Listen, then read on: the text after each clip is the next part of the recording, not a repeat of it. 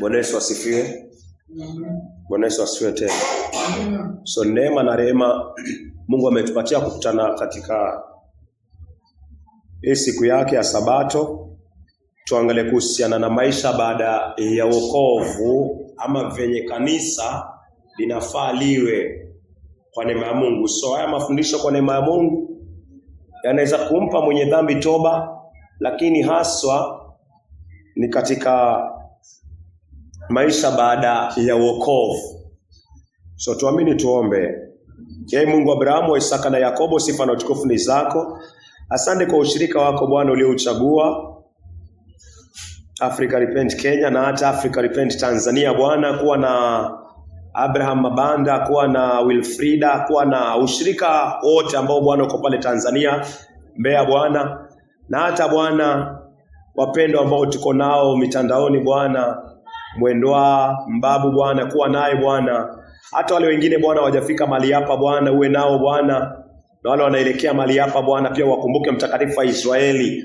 Na wale ambao pia Bwana watapata neema na rehema ya kusikia kuhusiana na kila ambacho Bwana umetupatia maisha baada ya wokovu Bwana, wacha ikawasaidie na ikawatakase, na ni kwa jina la Yesu Kristo aliye Bwana na mkombozi wetu tumeomba hata tukiamini. Amen. Asante. So acha tuangalie Kutoka. Tuangalie Kutoka 12. Tunaweza kusoma Kutoka 12. Anza mstari wake ni 5, ni sawa. Kitabu ni cha Kutoka 12 mstari wake wa 5. Wanyama mtakaowachagua lazima wawe wa kiume wa umri wa mwaka mmoja, wasiokuwa na dosari. Mwaweza kuwachukua kati ya kondoo au mbuzi. Mada unaweza andika ondoa chachu. Ondoa chachu.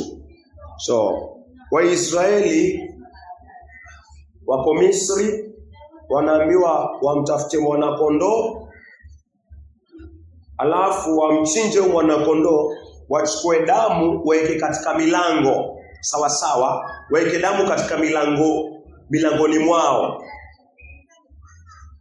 Wakeka damu basi, ina maana wale ambao watakuwa pale ndani watakuwa kwa chini ya damu ya mwanakondoo. Watakuwa wameokolewa, watakuwa wameokoka. Kanisa ni wawili wakikutana, Yesu anakuwa hapo katikati. So wakiwa ndani ya vyumba vyao, ina maana damu itakuwa wapi? Itakuwa pale katika mlango. So ile damu si eti wameiweka tu, wamepata toba na wakamwamini yule mwanakondoo, na dhambi zao zikaoshwa, dhambi zao zikasamehewa kwa mauti ya mwanakondoo, dhambi zao zikalipwa. Sasa wakafanywa watakatifu kwa sababu ya yule kondoo. So wakiweka damu pale, basi inamaanisha hawa wako ndani, wako chini ya damu ya Yesu Kristo. Ina maana hawa ni kanisa, wakiwa wawili, wakiwa watatu pale ndani ya kile chumba, ni kanisa la Bwana. Bwana Yesu asifiwe. So hilo linakuwa kanisa la Bwana. Unaweza soma mstari wa 7 tafadhali. Kutoka 12 mstari wa 7. Naam. Ndipo watakapochukua baadhi ya hiyo damu kuipaka kwenye vizingiti vya juu ya miimo ya milango ya nyumba ambamo watakula wanakondoo hao. Rejelea tena. Ndipo watakapochukua baadhi ya hiyo damu na kuipaka kwenye vizingiti vya juu na miimo ya milango ya nyumba ambamo watakula wanakondoo hao. So Yesu anaongea kuhusiana na damu bado, mali watakaa, alafu damu itakuwa pale, watakuwa chini ya damu ya Yesu Kristo. Unaweza soma 12. Kutoka 12 mstari wa 12. Usiku huo nitapita katika nchi yote ya Misri na kumuua kila mzaliwa wa kwanza wa wanadamu na wa wanyama, nami nitaihukumu miungu yote ya Bwana. Yeah. Unaweza soma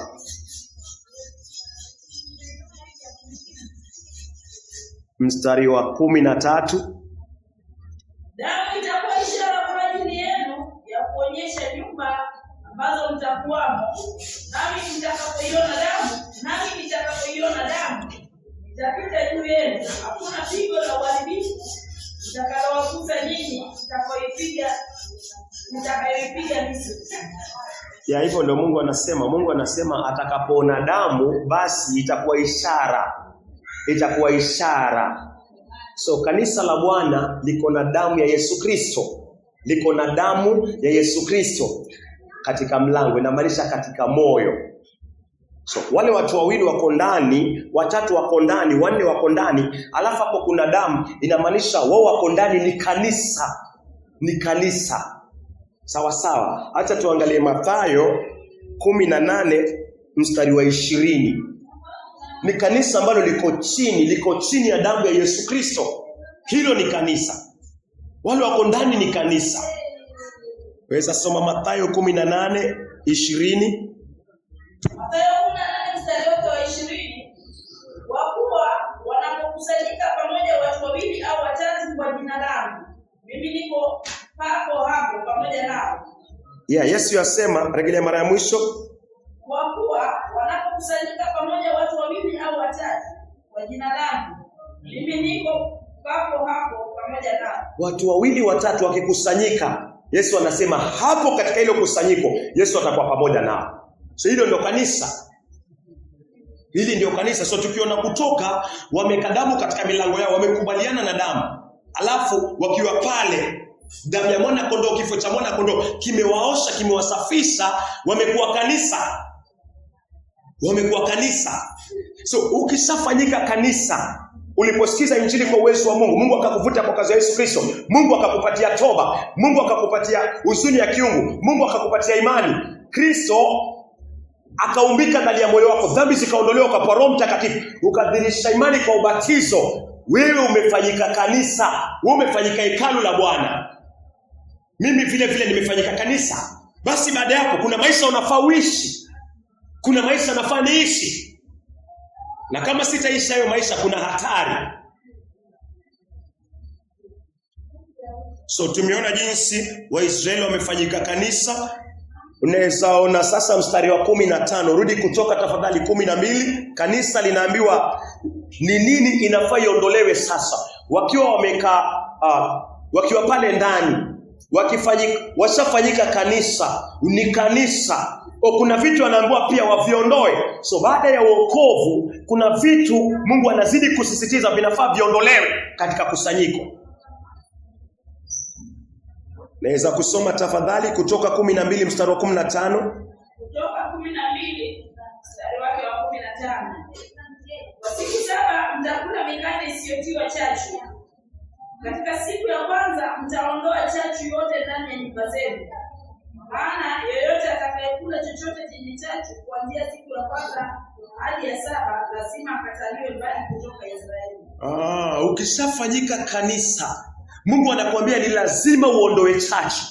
Licha kuwa pia chachu watu tunaiondoa hata kabla tuokolewe kwa uwezo wa Mungu, kwa sababu kuondoa chachu ni kutubu. So maisha ya mwenye dhambi kabla hajapokea wokovu kwa uwezo wa Mungu, lazima chachu iondolewe. Anageuka kutoka kwa uovu kwa uwezo wa Mungu, anakiri uovu wake, anaamini kazi ya Yesu Kristo. Akishafanyika kanisa, kutubu ni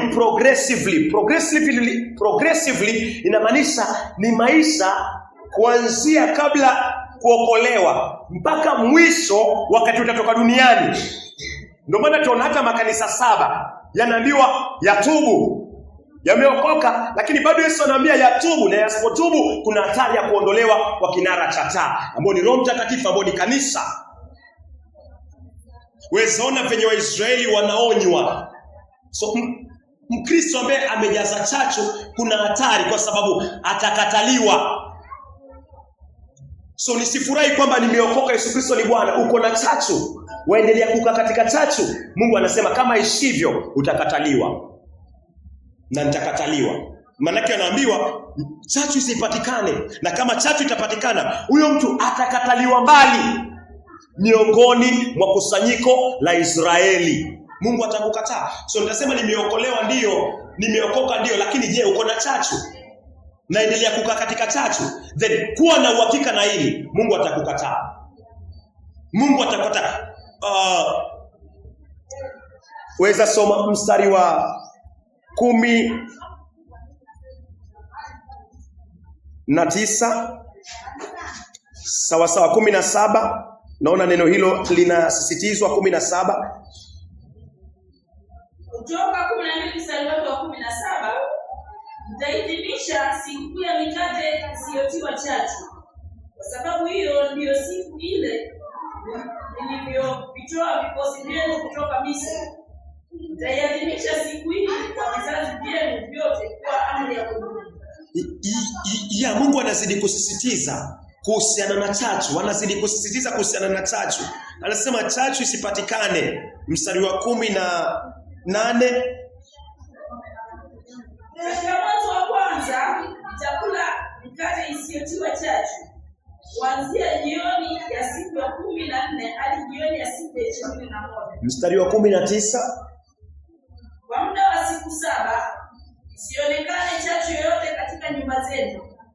Yoyote alaye chochote chenye chachu ndani yake lazima akataliwe mbali kutoka jumuiya ya Israeli, akiwa ni mgeni au mzawa. Mungu anasema huyo mtu atakataliwa mbali, hatakuwa kando, hatakuwa sehemu ya Mungu, hatakuwa mteule tena.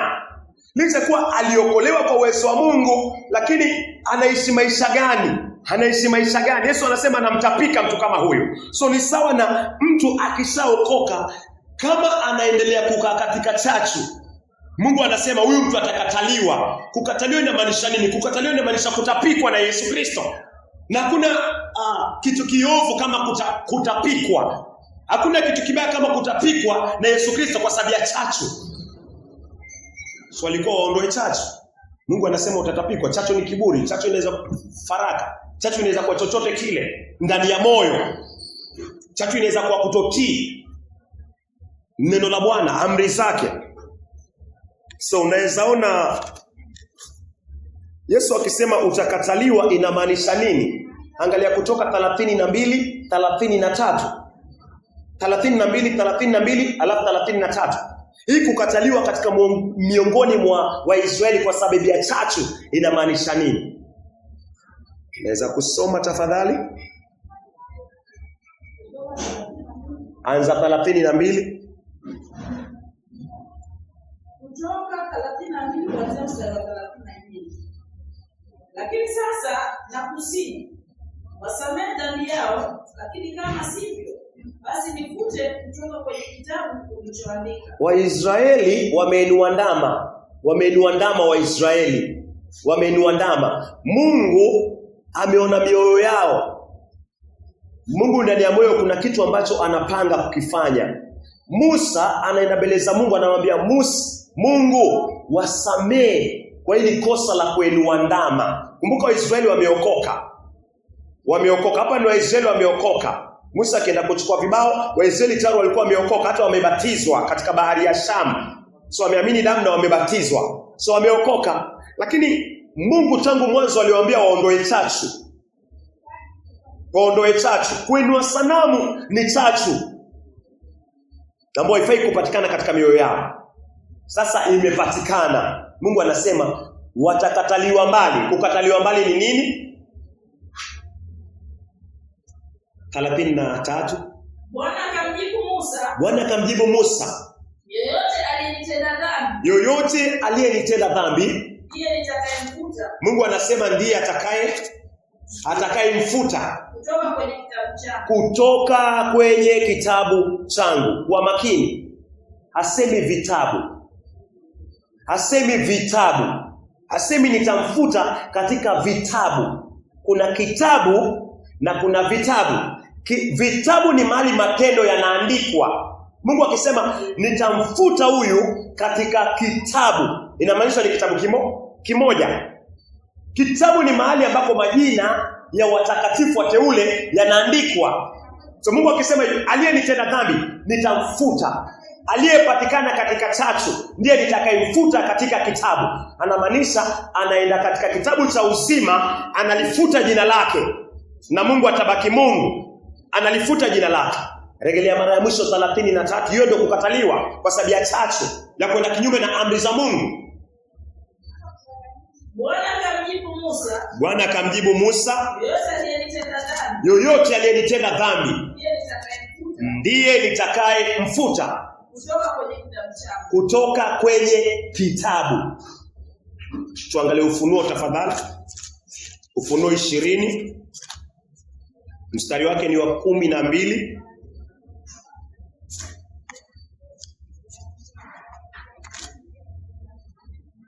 Ufunuo 20 mstari wake wa 12. Nami nikawaona wafu wakubwa na wadogo wakiwa wamesimama mbele ya hicho kiti cha enzi, na vitabu vikafunguliwa, vitabu vingi, vitabu vikafunguliwa, na pia kitabu kingine kikafunguliwa, na pia kitabu kingine kikafunguliwa, ambacho ni kitabu cha uzima. Kitabu hiki ni kimoja. Vitabu vikafunguliwa na kitabu kimoja, ambacho hichi kitabu ni kitabu cha uzima. Endelea. Wafu wakahukumiwa sawasawa na matendo yao, kama yalivyoandikwa ndani ya hivyo vitabu. Vitabu ni vingi, mali matendo yanaandikwa. So Mungu anasema aliyenitenda dhambi ndiye nitakayemfuta katika kitabu chake. Inamaanisha hamfuti katika vitabu vya matendo ambavyo ni vingi, anamfuta katika kitabu cha uzima ambao tumesoma hapa. Unaweza shuka mpaka 15, unaweza tu kusoma 15. Ufunuo 20 mstari wa 15. Iwapo mtu jina lake halikuonekana katika kile kitabu cha uzima. Iwapo mtu jina lake halikuonekana katika kitabu kimoja, kitabu cha uzima, alitupwa ndani ya lile ziwa la moto. Alitupwa ndani ya lile ziwa la moto. So katika kitabu Mungu akikufuta, ina maana ndani ya kitabu ndo kuna majina. So Mungu anafuta jina lako uliyeokoka na ukaishi maisha ya chachu, kinyume na amri za Mungu, kiburi, faraka, fitina, masengenyo, usherati. Baada ya wokovu, Mungu anasema anafuta jina lako, analifuta.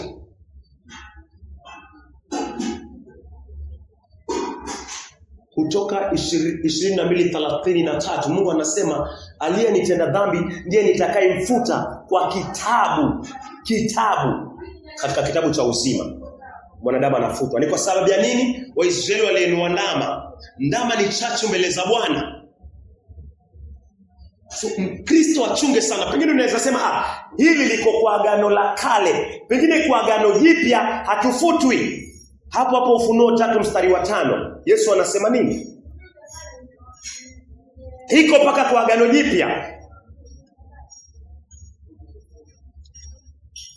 Ufunuo 3 mstari wake wa 5. Ufunuo 3 mstari wake ni wa 5. Yeye ashindaye atavikwa vazi jeupe kama wao. Yeye ashindaye atavikwa vazi jeupe kama hao. Sitafuta jina lake kutoka kitabu cha uzima. Yesu anasema sitafuta jina lake kutoka kitabu cha uzima. Bali nitalikiri jina lake mbele za Baba yangu na mbele za malaika wake. So wale wameokoka lakini wanaishi maisha ya mwili, kuna hatari kubwa sana. Na kama hautaona hiyo hatari, ina maana uko na upuuzaji. Hata katika ushirika haufai kuwa.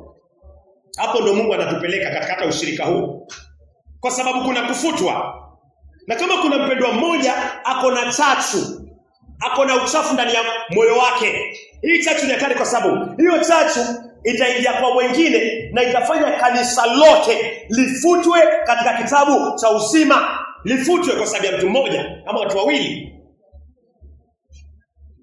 Usikubali kupokea chachu ya mtu yoyote wewe uliokoka. Na wewe hujaokoka, jua hiyo chachu Mungu anataka ugeuke kutoka kwa hiyo chachu ambayo imefanya watakatifu wafutwe katika kitabu cha uzima. Ndio maana kila wakati afanywe very serious. Mimi mwenyewe nijue kwamba jina langu kuna uwezekano wa kufutwa. Yesu anasema hivi. Yule atakayeshinda hata alifuta jina lake. Hata alifuta jina lake, ni kule kule katika Kutoka 22:19. Inaregelewa tena. Nitasoma Biblia ya Kimombo. Anasema, and if any man shall take away from the words of the book of this prophecy, God shall take away his part out of the book of life. Samani, Revelation, hapo tuko. Revelation 22, samani, Revelation 22:19. And if any man shall take away from the words of the book of this prophecy, God shall take away. To take away is part out of the book of life. To take away ni kuondoa. Lakini nafawe makini. Mungu anasema book of life. Kwa book of life ni kitabu cha uzima. Nini iko kwa book of life? Majina. So Mungu akisema nita take away his part, amanishi ataondoa tuzo. Sawa sawa, wengi wanachanganyikiwa nayo, ndio maana tumeisoma kwa Kimombo, tutaisoma kwa Kiswahili. Wengi wanafikiria ata take away his part. Alafu anafikiria shetani anamdanganya. Huenda ni ile tuzo, huenda ni ile zawadi. Hapa ongei kuhusiana na rewards. Mungu akisema ataondoa sehemu yako kwa kitabu cha uzima. Kwa kitabu cha uzima hakuna tuzo, kuna majina peke yake. So Mungu anasema ataondoa sehemu yako, ataondoa jina lako. Hii bado ni ufunuo. And out of the holy city ni Jerusalemu mpya utapatikana. And from the things which are written in this book. Unaweza soma ya Kiswahili tafadhali, Ufunuo 22:19. Kama mtu yote akipunguza umo chochote katika maneno ya unabii wa kitabu hichi, Mungu atamuondolea sehemu yake katika ule mti wa uzima na katika ule mti mtakatifu ambao habari zake zimeandikwa katika kitabu. Ya, hiyo inasema mti wa uzima. Hiyo inasema mti wa uzima. Ndio maana tumerefer pia kusoma kitabu cha the same lakini katika lugha ya Kimombo. Lugha ya Kimombo, King James, ndio Biblia kwa uwezo wa Mungu ambao tunapaswa to rely on. So Mungu anasema kwamba ata take away his part. His part, ataondoa sehemu yake katika kitabu cha uzima. Kitabu cha uzima ni jina lako mahali liko. Jina langu mahali liko. So yafani ishi katika hofu na Mungu. Hofu kubwa sana. Venye Mungu alifanya Waisraeli, Mungu atakufanya wewe. So katika wewe mwenyewe individual unafaa ujiangalie uko katika chachu gani.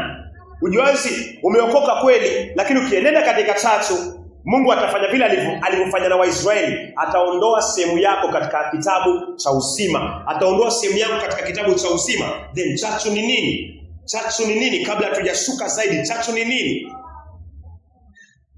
Unaweza angalia tafadhali chachu. Wagalatia 5:9 wanaamua waondoe chachu. Wagalatia 5:9. Wagalatia 5:9. Chachu kidogo uchachua donge sima. Yeah, anaongea kuhusiana na chachu. Chachu kidogo uchachua donge sima. Chachu kidogo uchachua donge sima. So katika Wakristo wanaambiwa ili kanisa la Wagalatia, Paulo, Roho Kristo na Paulo anawaambia nyinyi hamujui chachu kidogo tu chachu inachachua donge zima. Ina maana chachu kidogo imeingia kwa watakatifu. Sawa? Chachu ikiingia kwa watakatifu wakianza kwenda kinyume na amri za Mungu, ina maana si muda mrefu. Elewa tafadhali hapa. Si muda mrefu kusanyiko hilo lote la Wagalatia litakuwa na chachu kama vile Waisraeli wakainua ndama, na Mungu atafanya Exodus 32:33. Mungu atafuta majina yote ya kanisa la Wagalatia katika kitabu cha uzima. Hii ndio hatari. Mtu mmoja ameanza kutembea kwa uchafu, ameanza kuwa na kiburi, ameanza kuwa na faraka, ameanza kujienua, ameanza kutaka asikii. Vijana wa Mungu anamwambia huyu mtu ni bora aitwe kando, kwa sababu Paulo anasema si muda mrefu watu wote watakuwa na tabia hiyo, na hilo kanisa Mungu atalikataa. Huo shirika hata kama ni African Faith Mungu ataukataa. Ndio maana lazima tufuate maandiko. Kuna moyo umenuka, mtu anakalishwa chini, anaambiwa sisi kwa uwezo wa Mungu, Mungu anatuamuru sisi si bora, majina yetu yatafutwa kwa sababu yako. Na mimi sidhani kama kwa uwezo wa Mungu ametuita ili mtu mmoja ama wawili ama watatu waishi maisha machafu alafu wasababishe wengine pia majina yao yafutwe. Yesu anasema iende hivi. Mungu anasema iende hivyo. Ni afadhali jicho lako litolewe. Ni afadhali huyu mtu atolewe, kwa sababu kanisa ni mwili wa Yesu Kristo, ni macho, ni mkono. Huu mkono utolewe, huu mpendo wekwe kando, kwa hili sehemu nyingine yote kwa watakatifu. So hakuna huruma kwa mtu ambaye anaishi maisha machafu. Elewa, maisha machafu na ya kuendelea na ameokoka. Yaani akionywa asikii. Kuna huruma kwa yule ambaye anaishi maisha machafu na anaomba Mungu amrehema muokoe. Huyo kuna huruma kubwa sana. Lakini hakuna huruma kwa mtu ambaye anaishi maisha machafu. Anaonywa, asikii. Hilo ni jeuri, wapendwa. Na baraka nyingi sana Mungu anasema ni kanisa hata silitaki tena. Ushirika hata silitaki tena. Umeingia church na wamekubaliana na hiyo church, tunakosa baraka. So mimi sitakuonea huruma kwa uwezo wa Kristo. Na wewe usinionee huruma. Wakati umenionya mara ya kwanza, umenionya mara ya pili, umenionya mara ya tatu. Niambie mpendwa, Mungu amekuweka caretaker kweli, lakini hauendi na maandiko. Kwa uwezo wa Roho Mtakatifu na kwa ushirika, kaa kando upate toba. Na nitashukuru kwa hiyo. Na mimi niko chini, mpendwa yoyote aliyokoka hapa, hata yule hajaokoka, akiona chochote kile, akipoint alafu tukae chini, nipate toba. Chochote cha kweli nipate toba. Lakini kama uko hapa na umeokoka na uko tayari kufanyika marekebisho, Yesu anakuambia ni afadhali kwa uwezo wa Mungu ushirika, Mungu akuweke kando mpaka upate toba, ili usiingize wengine katika dhambi hiyo na majina yao yafutwe. Usicheze na Biblia. Biblia hainibembelezi na ikubembelezi. Waisraeli walifutwa, Musa analia hivi machozi. Mungu anamwambia aliyenitenda dhambi ndiye nitakayemfuta. Yesu anasema hapa, atakayeshinda jina lake sitalifuta. Na wale watakaoshindwa majina yao yatafutwa. So nisifungwe nira na mtu ambaye hataki kubadilika, hataki kutii neno, ameokoka lakini anaendelea tu maisha maovu, anaonywa lakini anaendelea kwa uovu. Atufungwe nira na huyo. Roho wa Mungu atakuweka tu kando. Bwana Yesu asifiwe. Lazima tukubaliane. Waisraeli, Musa alisimama akawaambia wale ambao wako kwa Bwana wasonge hivi. Walawi wote wakaja hivi baada ya kuinamia sanamu. Alafu wale wengine wakabaki huko, wakaambiwa chukueni upanga wenu waue. Na wakawaua. So chachu ni nini? Kabla tuangalie chachu, Yesu anakutapika hata kama umeokoka, uko ndani ya Kristo, umemezwa ndani ya Kristo, na Yesu pia yuko ndani yako. Ukiendelea kwa church, Yesu anakutapika. Wewe si bora, mimi si bora zaidi ya makanisa ya ufunuo ambayo yameandikwa. Kabla tuangalie chachu ni nini, tumeangalia kwa Wagalatia, nataka turudi tena kidogo tu mahali hapo kwa Agano Jipya, Ufunuo. Nione ukiingia ndani ya Kristo usijigambe. Yes, jigambe na ushukuru, lakini usijigambe kiasi kwamba usahau kwamba Yesu hawezi nitapika sasa. Hata nikiishi Ingia kwa Yesu, umeingia kwa neema ya Mungu. Jua mbele kuna hatari. Yafaa uendelee kudumu katika Kristo Yesu. Yesu anaweza kutapika, anaweza nitapika. Ufunuo 3 mstari wa 16.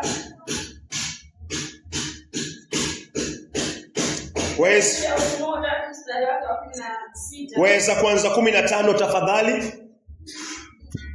Ufunuo 3 mstari wa 15. Najua matendo yako, kwamba wewe si baridi wala moto. Yesu ananiambia hili kanisa. Weza anza 14 ndio tuone ni kanisa tafadhali. Ufunuo 3 anza 14. Ufunuo 3 mstari wa 14. Kwa malaika wa kanisa lililoko Laodikia andika, haya ndiyo maneno yale yeye aliyeamina. Haya ndiyo maneno yake yeye aliyeamen. Shahidi mwaminifu na wa kweli, mtawala wa uumbaji wote wa Mungu. Yes, ni maneno ya nani? Maneno ya Yesu Kristo. Kuwa makini sana. Yesu ashatukuka, yuko mkono wa kuume wa Mungu. Huyu malaika ametumwa na barua. Huyu malaika anasema haya ni maneno ya Yesu Kristo. Endelea. Najua matendo yako. Yesu anasema najua matendo yako. So baada ya kuokoka, Yesu anaangalia matendo. Tunajua mwanadamu kabla hajaokoka hana matendo, lakini akiokolewa Mungu anaweka matendo ya Yesu ndani. So anafaa tembee kwa matendo ya Yesu Kristo. Hayo ndio Yesu anayamonitor, anayaangalia. Endelea. Najua matendo yako. Najua matendo yako. Kwamba wewe si baridi wala si moto. Wewe si baridi. Wewe hata si moto. Njoni ushirika. Takuja. Njoni tuombe. Hauonekani. Mpangilio waenda hivi. Wajizungumzia, si ushirika. Si hapa. Si hapa. Kwa uwezo wa Mungu na roho wa Mungu si hapa, kwa sababu damu ya ushirika haitadaiwa kwa mikono yangu kwa sababu yako ama yangu mwenyewe. Si hapa. Narejelea tena kwa uwezo wa Mungu, damu yako isidaiwe kwangu. Mungu anifanye kama Eli na familia yangu kwa sababu ya mtu ambaye asikii na hataki kutii neno la Bwana. Utaondoka. Mungu atakuweka kando kwa maandiko. Yes, hivyo ndio Mungu anasema, na hilo ndio neno lake, na Yesu anafanya hivyo. Ni roho wa Kristo ndani ya moyo. Asipofanya hivyo, kwa uwezo wa Mungu, mbinguni mimi ni nabii wa uongo. Mbinguni mimi ni nabii wa uongo. Na chachu itajaa, kila mtu atakuwa na hiyo tabia, alafu kanisa litaingia jehanamu. Ni afadhali mtu mmoja iwe kando. Hivyo ndio Yesu Kristo anasema. Ili kanisa Yesu karibu, Yesu yuko karibu kulitapika. Ina maana watoto wako ndani, Sunday school iko ndani, wamama wako ndani, wazee wako ndani, wanatapikwa, wanaekwa kwa moto kwa sababu ya mtu mmoja ambaye alianza na hiyo chachu. Mungu apendezwe na hii. Huo ni ushirika wa Bwana, na lazima ufuate neno la Bwana. Na hakuna kichwa katika hili neno. Yesu ndiyo kichwa. Mimi mwenyewe niko tayari kurekebishwa mara 1000. Mara 1000. Na mtu ambaye hata hajaokoka, wacha wale wameokoka, yule ambaye hajaokoka na yuko hapa na sikia neno, aniweke chini nirekebishe. Wewe ni nani ambao unataka kurekebishika? Na yajua matendo yako, wewe si moto wala si baridi. 16. Na yajua matendo yako, ya kwamba wewe si baridi wala si moto. Afadhali ungekuwa moja au jingine. Hivyo kwa kuwa uvuguvugu si baridi wala moto, nitakutapika utoke kinywani mwangu. Yesu anasema nitakutapika. Hili ni kanisa. Wapendwa, hili ni kanisa. Kanisa lote latapikwa. Kwa sababu gani? Kuna wapendwa 2 watatu wameeka mioyo yao chini, ikawa baridi mioyo yao, halafu wengine wakapokea sinanio pia yuko hivi, sinanio pia yuko hivi, sinanio. Kanisa lote likawa chafu. Yesu anasema hili kanisa nitalitapika. Kanisa lote, si kanisa la watu 2 watatu. Kanisa la Laodikia, kanisa kubwa. Kanisa kubwa limepandwa na mitume. Hata sikiateka kama mimi ama mwingine. Mitume wenyewe, akina Paulo na akina Petero, akina Yohana. Sembuse mimi na wewe tutatemwa mara ngapi? So chacho ni nini? Acha turudi wa Galatia 5 tena mstari wa 9 tafadhali.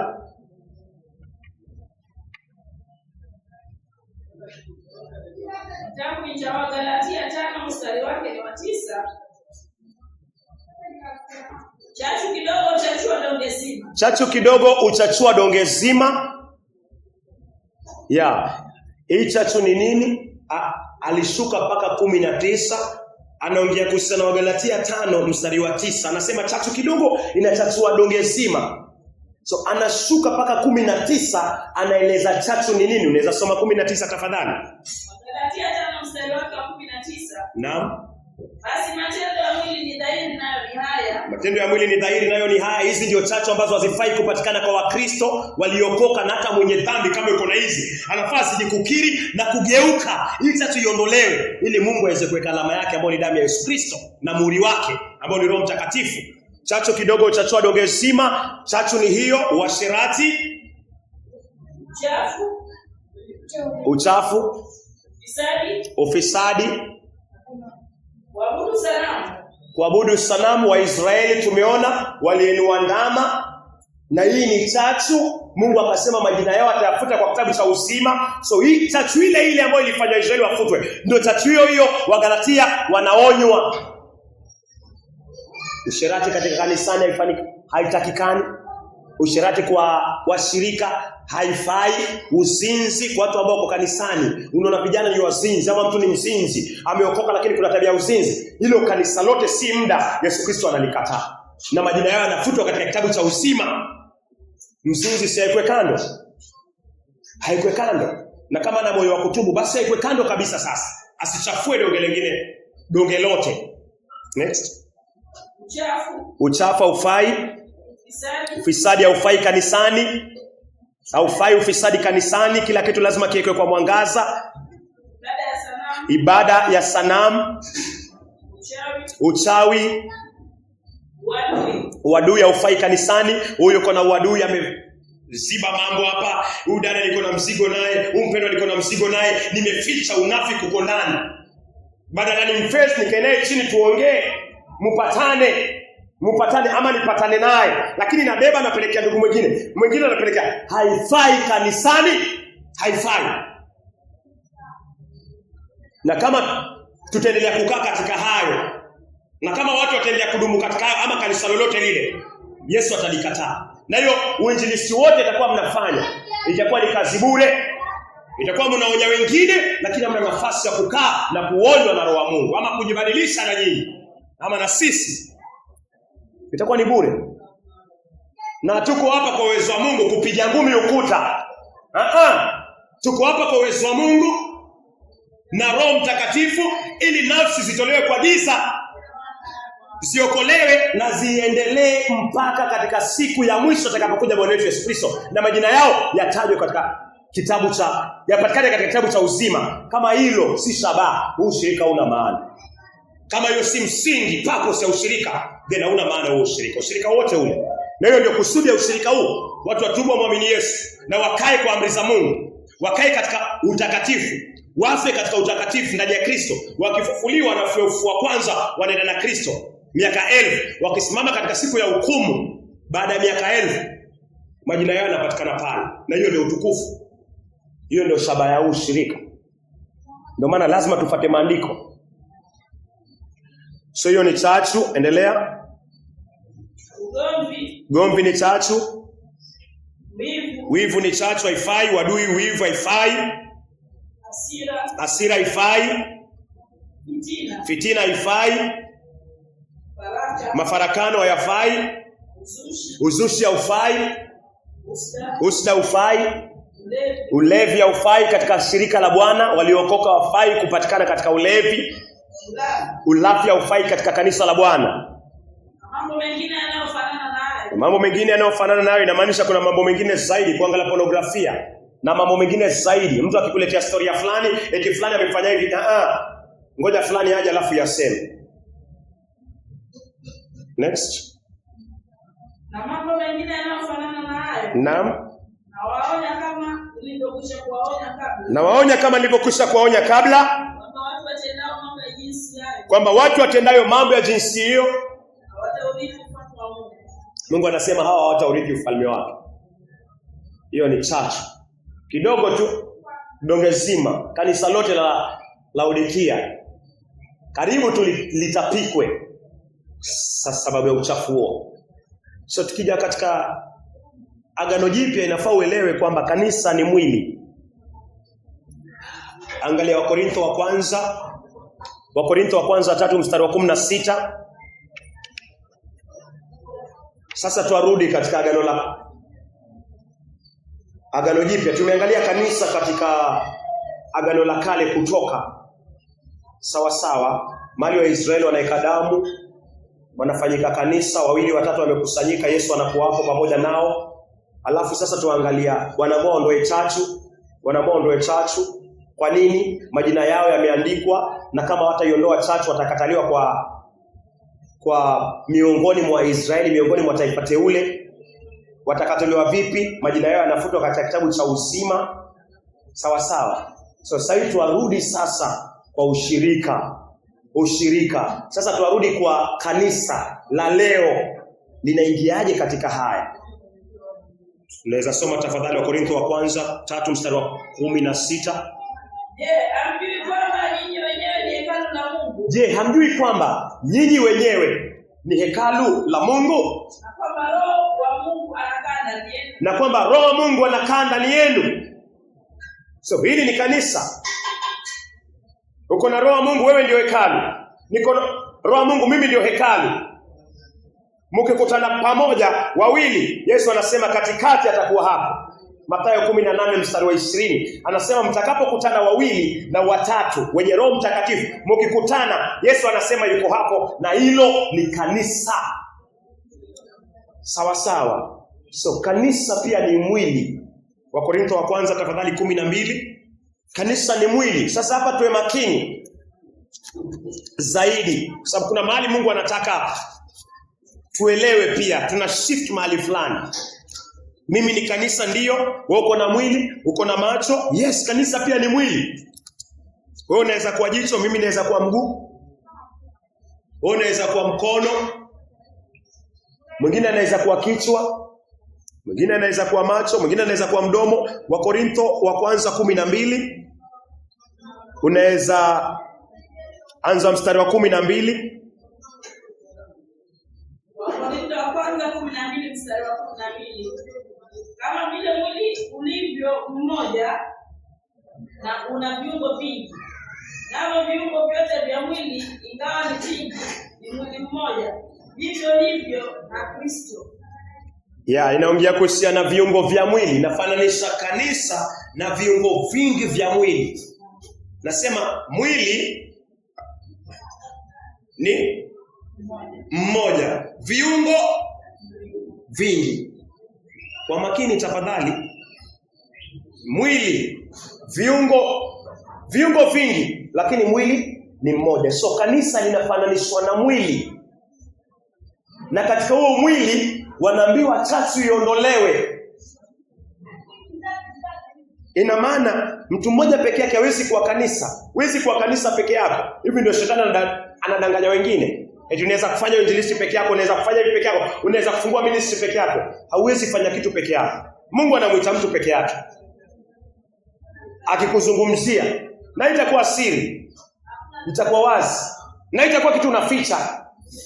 Ukiona unaficha kitu ambacho ni mwito wa Mungu, then kuna shida hapo. Wewe si mwito wa Mungu. Mungu akikuita itakuwa tu wazi kwa wapendwa ndugu zako. Nasema Mungu amenibariki, niko na mwito huu na huu na huu wa kuombea. Halafu akwambie songea mbele, tutakutia nguvu mahali utatuhitaji na utawahitaji pia. Na inafaa iwe hivi. Na inafaa iwe hivi, na ushirika huu uko open kwa yoyote yule ambaye Mungu amemuitia mwito special, na naamini hii ndio njia Mungu amemuita. Atakuja aombewe, lakini kama kuna kitu cha siri haujakaa ukaika moyo wako wazi, jua uko katika dhambi. Jua hiyo ni chachu. Na Mungu ataipokea hiyo. Manake Mungu anasema kanisa ni mwili. Mwili. Si mchungaji tu peke yake, si kiateka tu peke yake, ni mwili. Mwili una viungo vingapi? Vingi. Haimaanishi saa zingine hakuna kosa kwa kanisa. Saa zingine kuna chachu imeingia kanisani, viongozi hawataki kubadilika, hawataki kugeuka, mumewaeleza, wamekataa kabisa. Hapo unaosha mikono yako. Naambia katika hii chachu yenu unaosha mikono, mimi siko. Hiyo itakuwa sawa. Lakini baada ya kukaa na kufungua maandiko na wakose jibu, hapo uko tu sawa kwa uwezo wa Mungu. Unaweza jitoa kwa tatu hiyo. Bwana Yesu asifiwe. Hapo usikae, usifungwe. Hapo ondoka. Lakini usiondoke kama mjakaa. Ukiondoka kama mjakaa, wewe pia uko na shida. Manake umeona uovu na ukanyamaza. Hii inaitwa sin of silence. Unakuwa na chacho wewe pia. Lakini mmekaa kikao cha kwanza, shuka chini, mueleze kwa upendo. Muombe, njoo kikao cha pili, njoo kikao cha tatu. Imezidi, hageuki, ameshikilia, maandiko yako wazi, mpendwa. Hii chacho mimi hapana. Wewe endelea, mimi najitoa. Hiyo iko sawa kabisa mbele za Bwana na Mungu atakubariki. Bwana Yesu asifiwe. Lakini ikiwa wewe ndio una makosa, umeonyesha kumbe hapo hujaelewa, kumbe ni hivi, shuka. Kama una makosa usitoke, shuka. So naweza soma mstari wa, tunasoma Korintho wa kwanza 12:12, sasa tuko 13. Maana katika roho mmoja wote tulibatizwa katika mwili mmoja, kama ni Wayahudi au Wayunani, kama ni watumwa au watu huru, nasi sote tulinyweshwa roho moja. Tumekunywa roho moja. Mwili ni mmoja. Roho inafaa iwe moja pia. Si watu wanaendelea kwa ushirika, mimi sijapiga simu, mimi niko tu zangu, sijaambia wengine wasafiri, hakuna mtu anajua anaenda Kisii ama anaenda Tanzania ama anaenda popote, hata sijawaambia watu. Haifai hivyo. Mitume hawakukaa hivyo. Hata kama ni mwenye dhambi, hata kama wasafiri, bora uko tu kwa ushirika. Mimi nasafiri kama venye Mpendo alifanya, maili na Mungu akubariki. Sasa mimi nasafiri kidogo, ili wale wengine wasiwache na wasiwasi.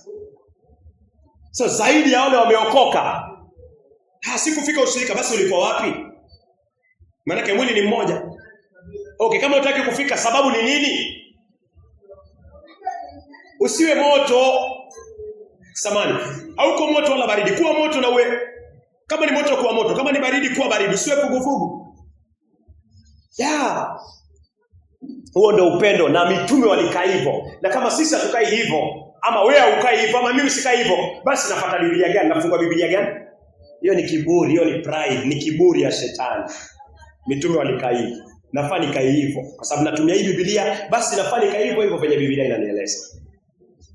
So unaweza soma 14. Basi mwili si kiungo kimoja, bali ni viungo vingi. Mwili si kiungo kimoja, bali ni viungo vingi.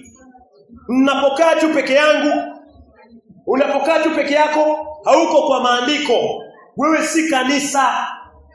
Mungu hakutambui kama kanisa. Unapokaa wawili, Mungu anatambua hili ni kanisa na Yesu anakuwa hapo. Ila kama watu wengine wote wamenanjia mbali, haimaanishi Mungu atakutumia. Mungu atakutumia uko unaenda kanjia zake. Alimtumia Yona alikuwa kanisa la Bwana. Lakini inamaanisha ushirika hauna kosa, hamuja kosana wewe, lakini uko tu kivyako hivyo, ama mimi niko kivyangu. Upatikani katika ushirika, haujatoa sababu, uko tu kivyako. Mungu anasema wewe peke yako si kanisa. Labda wewe umeunganika na wengine pia ambao wameokoka, then bado utakuwa kanisa. Lakini utakuwa na church bado kwa sababu haujakuwa muasi kwa wale wengine. Mfano mzuri, mimi nitoke hapa niende kwa wapendwa huko katika Kisimani. Nimenyamaza tu, nimeenda. Niko kwa watakatifu kweli. Nimenyamaza tu, lakini hamuoni kiateka hapa. Huyu kiateka ameenda wapi? Mnakutana, mnaendelea na neno, lakini hamuoni kiateka. Hamuoni huyu ndugu. Lakini yuko kwa watakatifu, niko kwa watakatifu. Lakini kutakuwa na shida kwa sababu sijakuwa muwazi kwa mioyoni yenu. Mimi nakuwa mnafiki, mimi nakuwa mwenye kiburi. Inaitwa chachu hiyo, na wa mwenye kiburi. Sababu mitume wangesema naenda kutembelea kanisa fulani, nitakuwa kule pengine kwa muda fulani, niombeeni, alafu naenda. Ukija hapo watu wanaenda kukuombea, wanajua usiache watu nyuma, wana mashaka, alafu shetani anatumia hayo mashaka. Mungu anakuhesabia hatia. So Mungu hataki chachu, ondoa hiyo chachu. Ondoa hiyo chachu. Na kiburi ndio, mimi sisemi, mimi niko. Hiyo ni kiburi na ufanani na mtu kwa Biblia. Ufanani na mitume. Mimi hivyo hivyo, wewe pia hivyo hivyo. So tunaweza angalia mstari wa 15.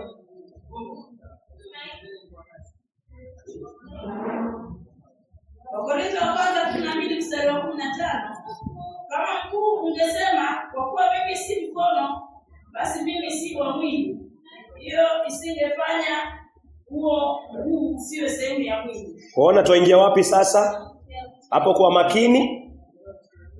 Tuingia katika viungo sasa. Anaanza kutaja viungo sasa. Anasema kuna mguu. Anafananisha kanisa, ushirika wawili watatu wamekutanika na mguu. So mimi siwezi kuwa jicho, nikawa mguu, nikawa mkono. Mimi kama ni jicho ni jicho. Wewe kama ni mguu ni mguu. Miguu sana sana ni wainjilisti, na wengi hapa ni wainjilisti. Miguu ni wainjilisti. Wainjilisti ni watu wakwenda. Na pia macho, manabii wamepewa ufunuo wa kuona. Macho, manabii wanaona yale ambayo yanakuja, maono ya kanisa wanaona. Mikono yaweza kwa wale pia wamepewa neema ya kuserve mahitaji ya kanisa. Mahitaji kanisa, wakati wamebarikiwa na fedha au ni mikono. So nijitafute mimi niko wapi? Na niangalie hiyo sehemu ambayo mimi niko, kama ni mwinjilisti ni miguu. Uko na chachu yote hapo kwa uinjilisti, kwa sababu waweza kuwa na chachu wafanya kazi katika miguu, lakini uko na chachu mkono, macho. Umepewa maono na Mungu. Nimekuwa mwazi kuyaachilia katika ushirika, ni kuyaachilia katika kanisa, ama nabaki nayo mpaka mambo yanaenda vibaya sana? Wajua hapa mngefanya hivyo, ona kwa mnafiki mkubwa. Kwa sababu kama umepewa macho, watu wengine wamepewa miguu, wewe unafaa ukiona jambo la fali ende hivi, liseme, "Mwonaje wapendwa, ili jambo lifanywe hivi?" Watu, hii ndio njia nzuri, wacha ifanywe hivyo. Lakini ukinyamaza tuna umepewa macho, unaona mambo yanaenda vibaya, ndio nasema nyinyi niliwaambia, ili jambo mungelifanya hivi, mbona mkufanya hivyo? Ona kwa mnafiki mkubwa, kwa sababu wewe ni macho na huku sema. Wewe unakuwa mnafiki, mimi nakuwa mnafiki. So lazima ujue ni sehemu gani Mungu anakuitia katika ushirika wa Bwana. Mguu. Mstari wa 16. Kama sikio lingesema kwa kuwa mimi si jicho, basi mimi si wa mwili. Anataja sikio kwa makini. Hiyo isingefanya hilo sikio lisiwe sehemu ya mwili. So sikio 17. Ungelikuwa jicho, kusikia ungelikuwa wapi? Au kama mwili wote ungelikuwa sikio, kunusa ungelikuwa wapi? Anaongea kuhusiana na masikio, anaongea kuhusiana na macho, anaongea kuhusiana na mapua. Lakini kama ilivyo, Mungu ameweka viungo katika mwili, kila kimoja kama alivyopenda. Kila kimoja kama vile Mungu alivyopenda. So usisahau kazi yako na nisisahau yangu vile vile. Mstari wa 19. Kama vyote vingekuwa kiungo kimoja, mwili ungekuwa wapi? Kama ulivyo una viungo vingi, lakini mwili ni mmoja. Jicho haliwezi kuambia mkono, sina haja nawe, wala kichwa hakiwezi kuiambia miguu, sina haja nawe. Ukiona umefikia hapa, mimi sina, wewe ni mkono na unasema jicho sina haja, wewe ni kipofu. Mimi ni kipofu. Nikiona sina haja na ndugu fulani, sina haja, naweza fanya bila ndugu fulani, jua hiyo ni chachu. Paulo hakuwa na hiyo, na alikuwa amebarikiwa kweli, lakini alikuwa anamhitaji Barnaba, alikuwa anamhitaji Marko. Kuna mahali walikosana kwa sababu ya Marko. Marko alilegea katika kazi ya Mungu. Paulo akakataa kabisa, akasema twende na Marko. Simhitaji huyu Marko kwa hii mission, hii kazi. Marko hafai. Watu wenye mioyo ya Marko hawafai. Barnaba akasema hapana, lazima twende na Marko ndio twende. Paulo akasema haiwezekani, huyu Marko hafai kwenda hii kazi. Wakakosana. Paulo akamchukua Sila, wakaenda. Barnaba akamchukua Marko, wakaenda. Lakini baadaye Paulo anaandika barua, anasema huyo Marko ni wa faida, njoo naye. Waelewa? Licha kwa alisema saizi kuhitaji kwa sababu hiyo mission. Hatuhitaji watu ambao mioyo yao ni ya kugeuka. Walimweka kando kwa sababu hiyo tatu yake ingefanya hao wengine wote wawe na huo moyo na hiyo mission ingefeli. Akamchukua Sila ambao ana moyo ambao wa kufanana, si moyo wa kurudi nyuma, si moyo wa vuguvugu, si moyo wa kujitakia tu yeye, si moyo wa kujiongoza na mawazo yake, si moyo wa kiburi. Wote wako katikati ya kazi, anageuka anaenda. Alafu kazi imekuja, anataka anaambiwa no. Lakini baadaye Paulo anashuka. Anajua kuna sehemu ambayo Marko atakuwa wa faida. Anasema njooni na Marko. Yule ambaye alimkataa. Anasema njooni na Marko. Kwa nini? Paulo anajua yeye si kichwa, yeye si macho, yeye si mkono, yeye si mguu. Haisi kwa hivyo vyote.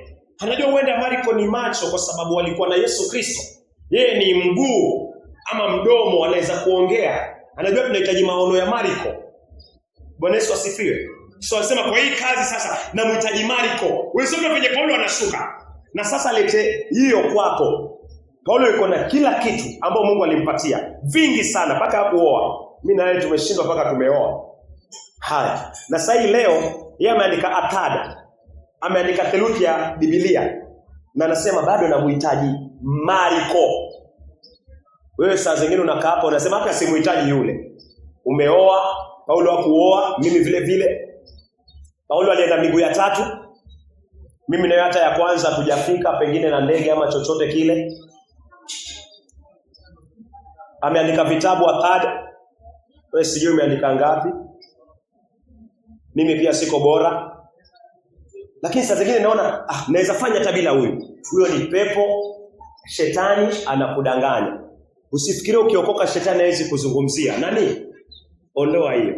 Ukiokoka shetani anakuzungumzia. Anania na Safina walizungumziwa na shetani wakamdanganya Roho Mtakatifu.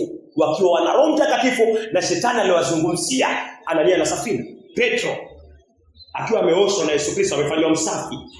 Shetani alimwingia Petro akiwa na Yesu Kristo macho kwa macho. So shetani anakuingililia na anakuzungumzia hata kama umeokoka. Simhitaji mpendo fulani, naweza make it on my own. Tayari umejidanganya. Uko tu na huo moyo, ndio umejidanganya, uko kwa njia ya kupotea. Lakini uko na moyo kwamba mimi nimepewa rehema kwa hii, lakini nahitaji wapendwa, then uko kwa njia ya kibiblia. Bwana Yesu asifiwe.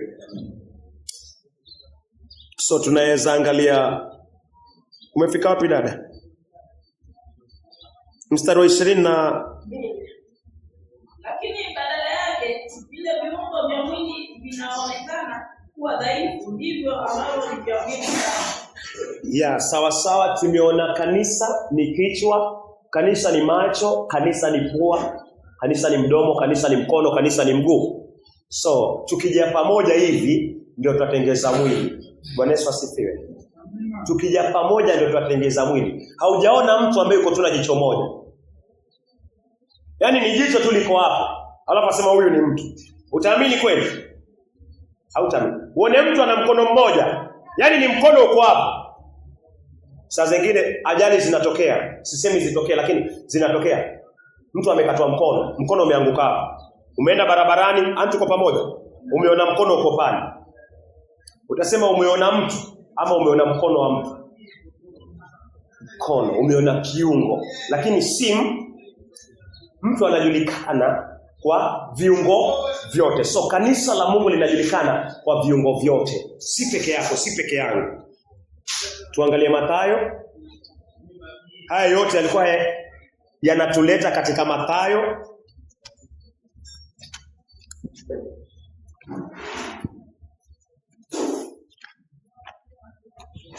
Sasa angalia Mathayo 5.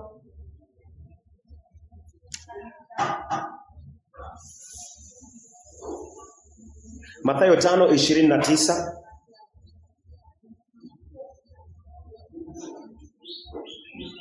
Jicho lako la kuume likusababisha kutenda dhambi, ling'oe ulitupe mbali. Ni afadhali kwako kupoteza kiungo kimoja cha mwili wako kuliko mwili wako mzima ukatupwa jehanamu. Jicho. Bwana Yesu asifiwe. Unakumbuka tukiongea kuhusiana jicho, mguu, mkono, mwili. So katika kanisa pia kuna jicho. Sana sana tumekuwa tukiliangalia hili kama mimi. Kweli jicho langu limenifanya niangalie mwanamke nimtamani mimi, si ndio? Bado mimi ni kanisa, bado ni kanisa. Nikimtamani nikizini naye, nishazini naye tayari. So naomba nigeuke kutoka kwa hiyo chachu. Hapa pia anaongea kuhusiana na mwili mzima. Sasa tuongea kuhusiana na mwili mzima kwa sababu jicho ni sehemu ya kanisa. Jicho inamaanisha ni wewe. Jicho inamaanisha ni mimi. Mwingine inaweza kuwa mguu. So mfano jicho ni John, mguu ni Kamau, mkono ni Mary, sikio ni Mwendwa, mgongo ni Abraham. Sawa? So huu ni mwili. Sasa tuambiwa jicho ambaye ni kama Tom. Mfano Tom ndio jicho. Tom akiwa anaenda vibaya, anaenda kwa chachu. Kanisa linakuwa lifanye nini? Limkate, limweke kando. Waelewa? Ili mwili mzima ambao ni kanisa lisingie wapi? Jehanamu. Waelewa sasa? Sawa. Ann ni jicho, Peter ni mkono, Morris ni mguu, Mwendwa ni mgongo, Abraham ni sikio. Wakikutana pamoja ni kanisa. Sasa mimi mfano ambaye ni mdomo, nikiwa nafanya uovu, naambiwa huyu Griffin bwana ambaye anafanya uovu anafaa afanye nini? Haondolewe, ili Ann, Peter, Morris, Mwendwa, Wilfrida na hao wengine wasiende jehanamu. Waelewa sasa? So naambua hili jicho litolewe. Kutolewa ni unakailishwa chini, unazungumziwa kwa sababu hii chachu ambayo iko ndani ya Griffin yaweza chachua donge zima. Sasa huyu Griffins jamani hataki kugeuka kutoka kwa uovu wake. Basi afanye nini? Aekwe kando ili ushirika ubaki msafi, donge liwe safi, muingie paradisi. Akipata toba huyu Griffins, ageuke kutoka kwa uovu wake, anaregeshwa tena katika kanisa, katika ule mwili. Yesu anasema hivi. Rejelea tena 29 tafadhali. Jicho lako la kuume likusababisha kutenda dhambi, ling'oe litupe mbali. Ni afadhali kwako kupoteza kiungo kimoja cha mwili wako kuliko mwili wako mzima ukatupwa jehanamu. Haina haja kanisa lote, ushirika wote uchafuke. Sisemi haya mahubiri kama tu katika ushirika huu kwa uwezo wa Roho Mtakatifu, lakini hata wale ambao wanasikia mitandaoni wanafaa wa practice venye mitume walifanya. Mpendo akianza kusumbua hataki kusikia, akalishwa chini. Hakuna kichwa ni Kristo. Anasumbua akalishwa tena chini. Kichwa ni Kristo. Anasumbua akalishwa tena chini. Akiendelea bila kupata toba, haikwe kando. Huko kando anaombewa, Mungu amsaidie. Anahubiriwa huko kando. Uwezo wa Mungu akipata toba, akishuka chini, anaregeshwa tena. Hiyo inafaa ifanywe hivyo. Hilo ndo kanisa lenye baraka. Waisraeli walikuwa wanafanya hivyo. Miriam alipoasi, Miriam aliongea vibaya, Mungu akampiga Miriam na ukoma. Miriam aliyekuwa kando ili ukoma wake usisambae katika ile kambi ibaki takatifu. Miriam aliyekuwa kando. Wakangoja kwa siku 7 wakiombea Miriam, wakimwombea Miriam. Ukoma ulipopona, akaangaliwa, akaonekana amepona, akaregeshwa kwa kambi. Ni vile vile. Mimi nitakuwa mtu wa furaha kama nimepitiliwa, mumenikalisha chini, nimepitiliwa, alafu mumefungua maandiko mkaniweka kando. Mnapenda nafsi yangu, mkaniweka kando. Baadaye nikipata toba, mkanifuata, mkaniregesha. Mtafurahi sana. Maana yake itakuwa ni maandiko mnafuata. Lakini mkiniacha tu itakuwa mpendi nafsi yangu. Na wewe pia kubali ifanywe hivyo kupitia neno la Bwana. Amen. Amina, asante. Naweza enda next? Hatuko mbali kumaliza. Kama mkono wako wa kuume ukikusababisha kutenda dhambi, ukate utupe mbali. Ni afadhali kwako kupoteza kiungo kimoja cha mwili wako kuliko mwili wako mzima utupe jehanamu. Naongea kuhusiana na mkono. Tumeona katika Wakorintho wa kwanza 12:12 tukisuka, anaongea kuhusiana wewe ni mkono, Mkristo mwingine ni macho. So Yesu pia anaongea kuhusiana na mkono. Mtu akiwa anatenda dhambi ni mkono kwa kanisa. Anatenda dhambi, hiyo chachu ambayo iko ndani ya moyo wake isipoekwa kando, hiyo chachu isipoekwa kando itasambaa katika mwili mzima ambao ni kanisa, na watakuwa kama kanisa la Laodikia ambalo Yesu analiamuru kwamba likiendelea hivyo litatapikwa.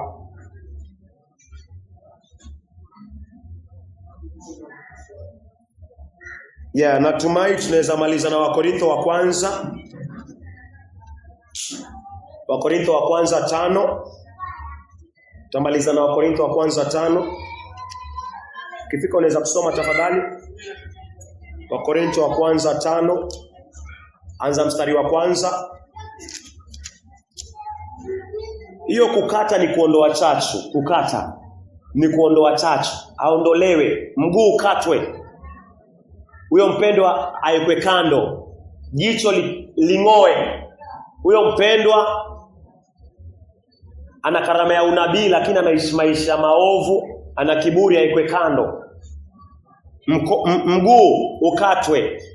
Ana karama ya uinjilisti lakini ako na kiburi. Mguu ukatwe. Yesu anasema kateni huo mguu kwa sababu muda si mrefu wale wengine wote watakuwa na kiburi. Kateni huo mguu. Akalishwe chini aonywe. Akiendelea na tabia hiyo aonywe, endelea tabia hiyo aonywe, aombewe, akiendelea na tabia hiyo aekwe kando, huo mguu katwe. So tukiangalia sasa hapa tunaona venye mpendwa mmoja alikuwa na tabia chafu sana. Na watu walikuwa hawafanyi venye Mungu alikuwa anataka wafanye, wamweke kando. Na Paulo aliwaambia nyinyi mnajivuna na mko na church na nyinyi mtakataliwa. Huyo mtu aekwe kando, hivyo ndio Paulo alisema. So tunamalizia kwa kuangalia yale ambayo alikuwa yanafanyika kwa makanisa ya mitume na inafaa ifanyike pia kwa makanisa haya yetu ya sasa. Naweza soma Wakorintho wa kwanza 5 mstari wa kwanza. Wakorintho wa kwanza 5 mstari wake wa kwanza. Yamkini habari imeenea kuwa miongoni mwenu kuna uzinzi ambao haujatokea hata miongoni mwa watu wasiomjua Mungu, kwamba mtu anaishi na mke wa baba yake, nanyi mwajivuna. Je, haiwapasi kuhuzunika na kumtenga na ushirika wenu huyo? Mpaka hapo. Mtu ameokoka, yuko katika kanisa la Korintho, ameenda amelala na mke wa babake, alafu bado anamkaribisha katika ushirika. Paulo anasema nyinyi haiwapasi muhuzunike kwa sababu ya uovu ameufanya, hata mumtenge mtu huyo. Lakini walikuwa wanaendelea bado. Mtu amelala amezini, lakini bado wanatoka wanaenda kufanya injilisti naye. Mtu ambaye anatembea njia chafu za kiburi za kutii, bado tunatembea tu naye katika uinjilisti. Mungu anasema no. Huyu mtu mnapaswa muhuzunike na mnapaswa mumtenge. Kwa sababu si muda wa injilisti wengine wote watakuwa na hiyo tabia. Na hiyo ndivyo kwa Biblia. Haiendi hivyo. Chote ambaye nyenyekei kwa Mungu, Mungu anasema huyu si wake. Itakuwaje si nyenyekei chini ya mamlaka ambayo Mungu ameiordain, ameiweka, kiateka ambaye Mungu amemweka kupitia Kristo. Alafu useme iko sawa na wewe, unajidanganya. Na kama huyo kiateka hata fanya venye huyu kijana alifanyiwa, huyo kiateka ni nabii wa uongo. Na hilo kanisa si muda mrefu kama limeokolewa litatapikwa. Maana kwa uchafu utaja hapo, na hatusimami mbele za Bwana tukiwa na machafu huko. Lazima hata afadhali mbaki wawili ama wabaki watatu ambao atasimama kwa uwezo wa Mungu katika neno hili. Lakini mwe wa 4, wa 5, wa 7 mmeokoka, lakini kila mmoja yuko na chachu yake. Endelea. 3. siko pamoja nanyi. Paulo anasema hata kama siko pamoja nami, inamaanisha Paulo hakuwa, lakini Paulo angekuwa hata katika ushirika huu. Paulo angekuwa physical na mashirika mengine, watu wengi wangeenda msikitini. Watu wengi wangeenda msikitini kwa sababu Paulo angenyamaza, angekuita, akukemee kwa upendo, akukemee tena, anikemee tena, alafu aniandikie barua. Nije kwa upendo ama nije kwa fimbo? Ukisikia anakuja kwa fimbo, utakaa kanisani? Utakaa? Wasikia Paulo anaingia Asia, alafu anatoka tu Asia, anapitia hapa katika hili kanisa. Na kuna barua hapo umeandikiwa, nije kwa upendo ama nije kwa fimbo? Na kwa sababu umeendelea kwa muda, Paulo akasema anakuja na fimbo. Utakaa? Si halali kutumia fimbo kunichapa kanisani. Na kuna andiko liko hapo, Yesu alichukua fimbo akachapa watu kanisani, na Paulo anakuja na fimbo hiyo, fimbo ya kiroho na fimbo ya kimwili. Utakapo kanisani? Hiyo Sabato utakuja? Ijumaa tunasema sisikii vyema. Ile siku ya Sabato zifanya nini? Usije. Alafu swali la kwanza toka Paulo alikuja. Meli iliharibika, waliingia sehemu ambayo inaitwa Malta. So atakawia kidogo ndio utakuwa unakuja kanisani. So wengi wangeenda misikitini. Na afanye jiangalie kama Paulo hata hawe hapa physically, bado kwa uwezo wa Mungu nitakaa na Paulo, nitaongea naye. So lazima chachu zako ziondoke, niwe na ujasiri kwa uwezo wa Kristo. So Paulo hakuwa, endelea tafadhali. Hata kama siko nanyi pamoja katika mwili, niko nanyi katika roho.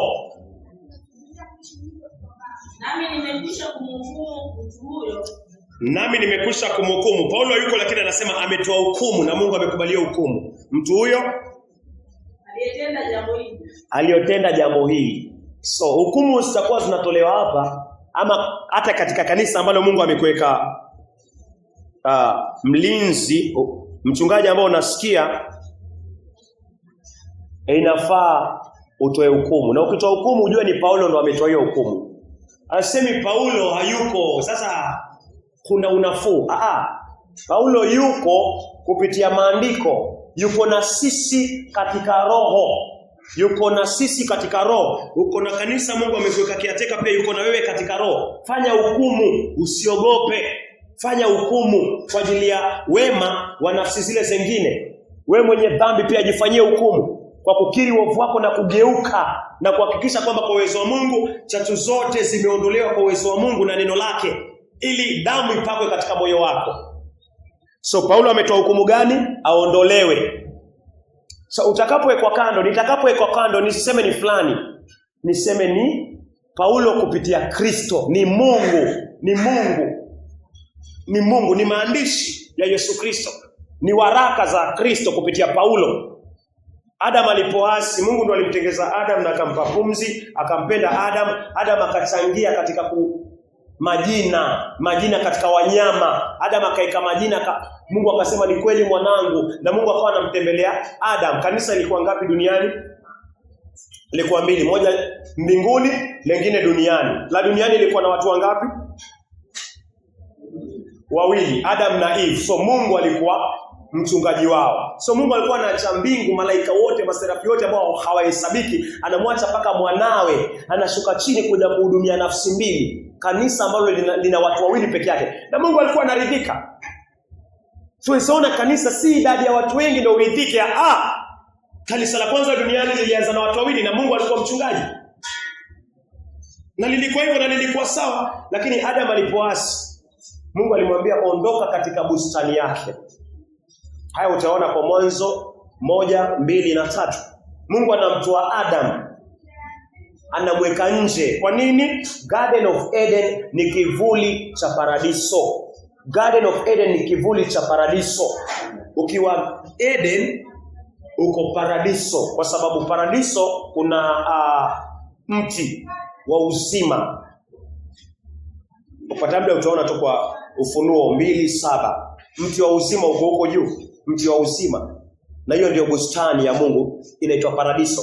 Na ukija pia Mwanzo, Mungu anatengeza kila ambacho kwa mbinguni anakitengeza hapa. Anatengeza bustani, alafu anaika mti wa uzima, ambao mti wa uzima uko mbinguni pia. Adam alipoasi, paradiso haifai kukaa chachu na dhambi, aliondolewa akaekwa nje. Ni hivyo hivyo. Hivyo hivyo ndio Paulo pia anasema, chachu iwekwe kando. Endelea. Mstari wa 5.